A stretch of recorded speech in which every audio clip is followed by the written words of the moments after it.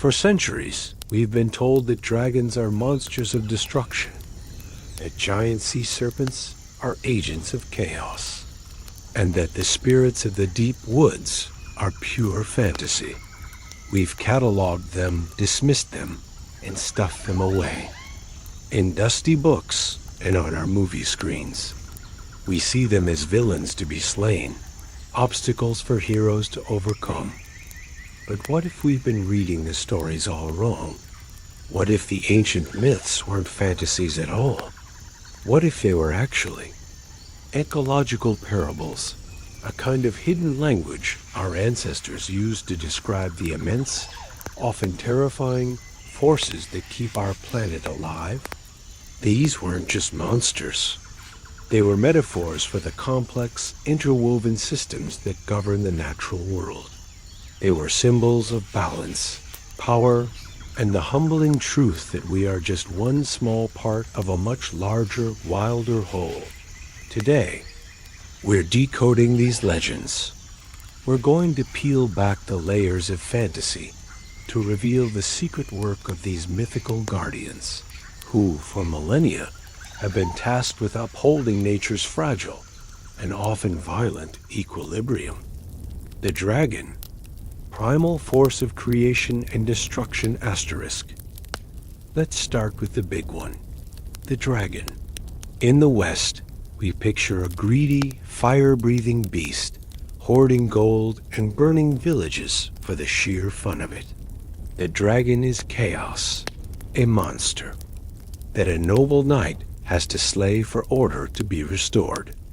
But this view is a tiny slice of a much bigger, more complicated story. Across the world, dragons weren't just symbols of ruin. They were symbols of nature itself, in all its terrifying and life-giving glory. In China, dragons were divine beings, absolute masters of the elements. The divine dragon commanded the wind and rain to ensure a good harvest, while the terrestrial dragon carved the courses of rivers, shaping the land itself. Angering a dragon wasn't just risking getting burned. It was risking drought, flood, or famine. They were the living embodiment of the world's power to both create and destroy, a force you respected. Not conquered. Now, let's look at that classic European fire breather again. Instead of a monster, what if you saw it as a metaphor for wildfire? A forest fire looks like the ultimate disaster. It's a roaring monster that consumes everything, leaving behind a scarred landscape of ash. But our ancestors knew, and modern ecologists can prove, that fire often isn't an end. It's a beginning dot in many ecosystems. Fire is the great reset button. It clears out choking undergrowth, letting sunlight hit the forest floor for the first time in years. It burns away old and diseased trees, making room for new life. The intense heat even forces open the cones of trees like the giant sequoia, releasing their seeds onto a fresh bed of nutrient-rich ash. These plants have adapted to not just survive, but thrive on fire. For them, the dragon's breath is the kiss of life.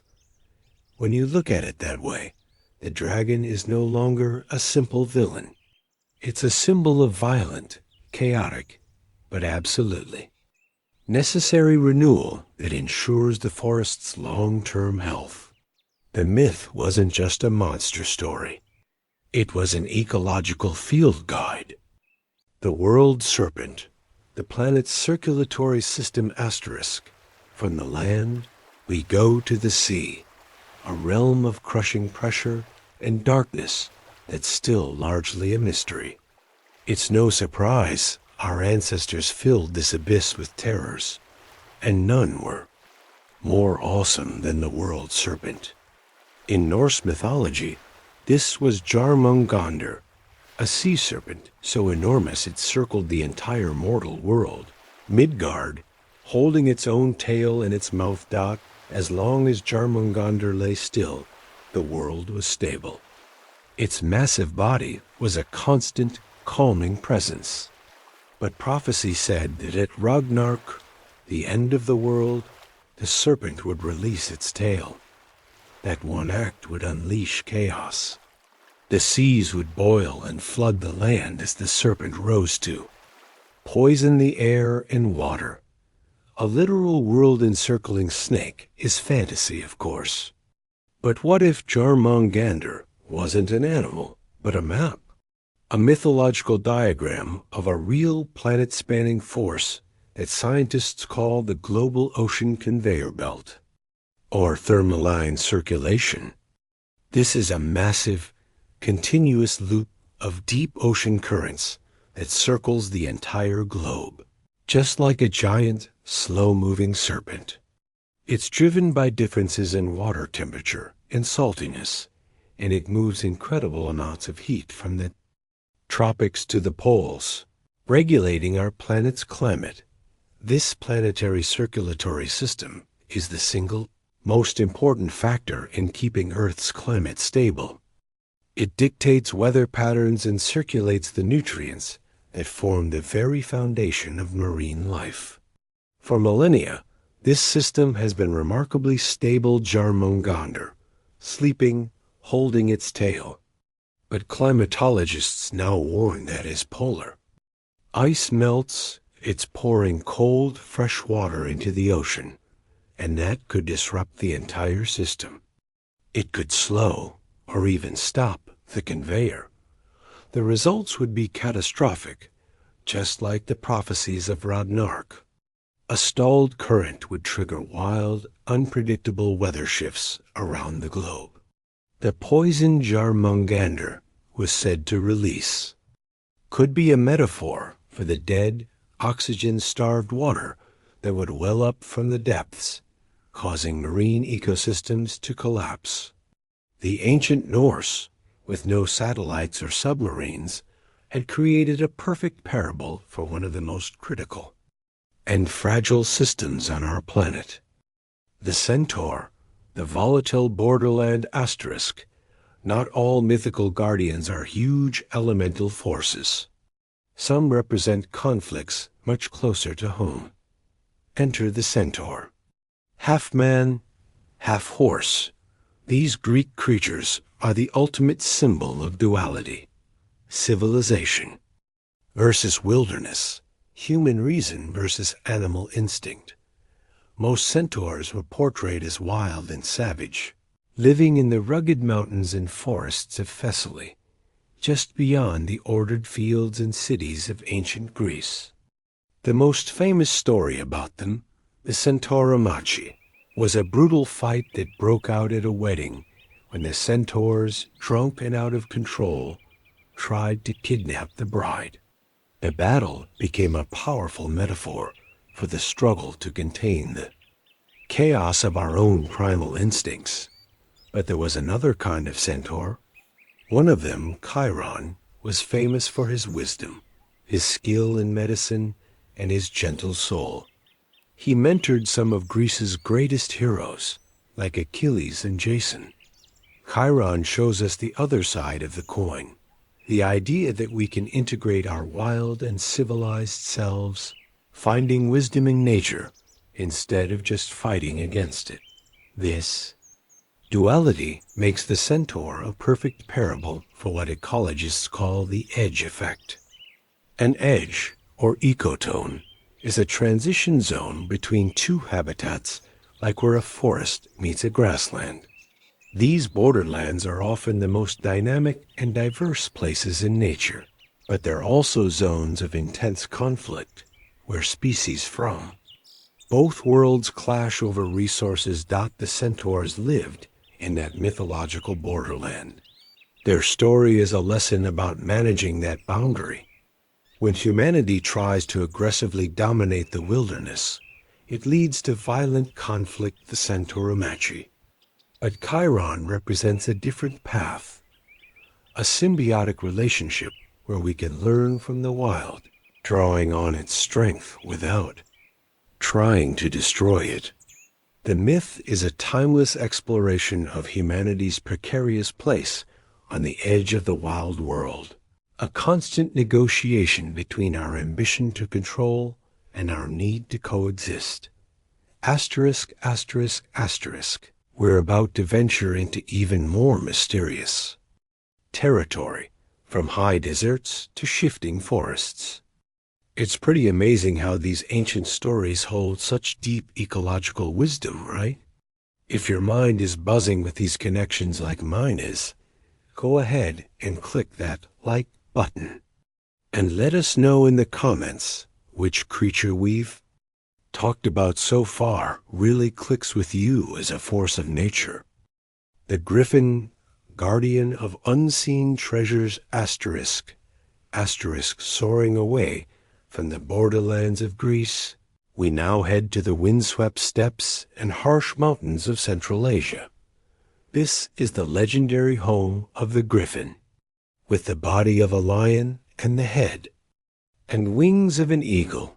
The Griffin was a symbol of divine power and a sleepless guardian, said to protect vast troves of gold.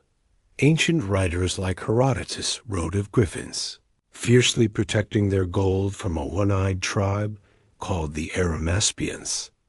For centuries, this was dismissed as pure fantasy. But in the 20th century, a fascinating and influential theory was put forward by folklorist Adrienne Mayer. She argued the Griffin myth might have started with ancient gold prospectors in the deserts of Central Asia, who found something else. Alongside the gold, the fossilized skeletons of a dinosaur, the Protoceratops.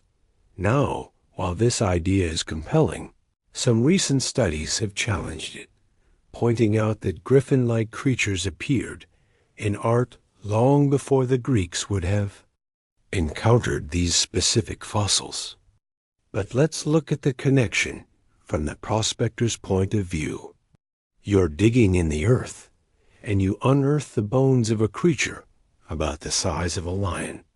It has 4 legs, a powerful bird-like beak, and a large bony frill on its skull. That could easily look like folded wings as it erodes.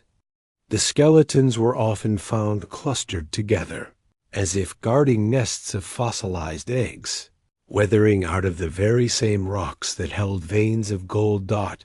It's easy to see how they might conclude they'd found a griffin guarding its treasure. Lacking words for dinosaur or geological time, they used the language of myth to explain what they saw. The griffin became the perfect symbol for this harsh environment, a place of stark beauty and hidden wealth, but one that is fiercely protective and doesn't give up its treasures easily.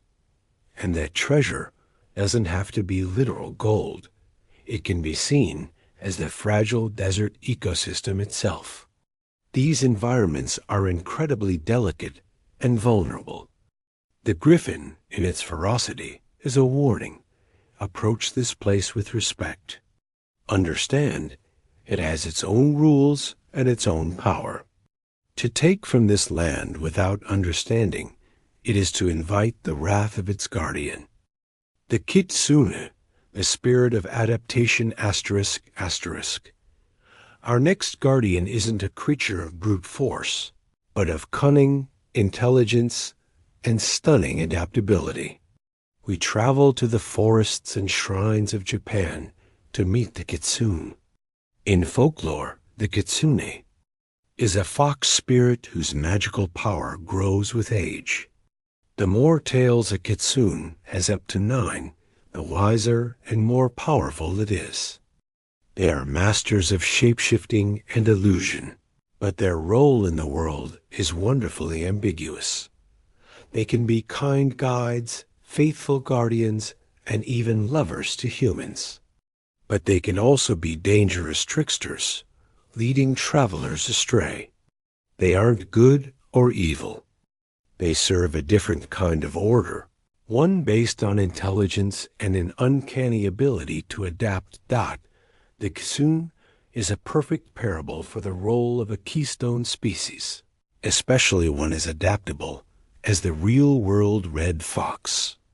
A keystone species is an organism that has a huge effect on its environment relative to its numbers. If you remove it, the whole ecosystem can start to unravel. The red fox is a masterpiece of evolution. It can thrive almost anywhere: forests, mountains, deserts, and even our own cities. That flexibility is its magic. In nature, the fox is a master balancer. It keeps populations of rodents and other small animals in check, preventing them from overgrazing plants and spreading disease. By controlling the herbivores, the fox indirectly protects the entire foundation of its ecosystem. The kitsune's shapeshifting can be seen as a metaphor for this incredible adaptability. It becomes whatever the environment needs. It's trickster. Nature also serves a purpose. It represents the cleverness and unpredictability of nature itself, a force that always outwits our attempts to control it. The kitsune teaches that balance isn't kept by brute force, but by intelligence, flexibility, and a deep, almost magical understanding of the connections that hold the world together. So, a dragon isn't just a monster. It's a force of regeneration. The world serpent isn't just a beast. It regulates the planet's climate. Centaurs, griffins, kitsune, these stories are so much more than simple fantasies. They are the poetry of our ancestors, a sophisticated language they used to make sense of the world around them. They are cautionary tales and survival guides, all wrapped in narratives that are as entertaining as they are wise. These myths encoded a vital piece of wisdom, that nature is a web of powerful, interconnected forces, and that our job isn't to conquer it, but to find our place within it. The monsters weren't always the enemy. Often, they were the system itself. They represented the balance and the terrifying consequences of throwing it off. Today, as we face our own ecological crisis, maybe it's time to stop treating these stories as ancient fictions and start reading them as urgent warnings. Ancient world left us these parables as a guide. By understanding the ecological truth behind the myths, we might just see our own world more clearly and remember our own forgotten role in maintaining its delicate, sacred balance. The world's myths are a huge, untapped library of ecological wisdom, and we've only explored a few today. What other mythical creatures do you think represent a force of nature? A dryad as the soul of a single tree, or a phoenix as the endless cycle of death and rebirth? Drop your ideas in the comments below. And if you want to keep decoding the hidden truths in our world's greatest stories, make sure you subscribe and hit that notification bell. Thanks for watching.